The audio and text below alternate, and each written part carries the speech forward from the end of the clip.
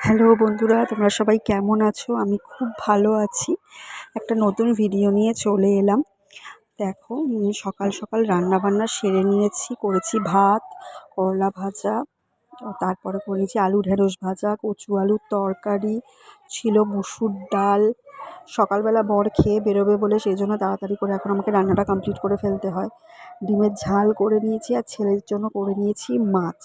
আর আমি সকালবেলা ব্রেকফাস্ট করব বলে সেই জন্য আমি ডিমটা সেদ্ধ করেছিলাম। আর তাকে আমার ছেলে কী করেছে দেখো, ডিম সেদ্ধটা রেখেছিলাম, তা সে খাবে বলে নিয়েছে, কিন্তু খাইও নি, এরমভাবেই রেখে দিয়েছে। আমি অগত্যা সেটাই খেয়ে নিলাম। তো খাওয়া দাওয়ার পরে আমি বেরিয়ে পড়লাম, কয়েকটা কাজ ছিল সেই কাজগুলো করার জন্য। ছেলেকে বাড়িতেই রেখে দিয়েছি। যা গরম, এই গরমে ছেলেকে নিয়ে বেরোনো অসম্ভব, কিন্তু বাড়িতে রেখে গিয়েও আমার শান্তি নেই। আমার প্রচণ্ড টেনশান হয় ও কী করছে না করছে এই ভেবে। তারপরে বাড়িতে চলে এলাম, ওকে দেখলাম এসে এইসব করছে, দুষ্টুমি তো ওর লেগেই থাকে। চলো, আজকের মতো টাটা।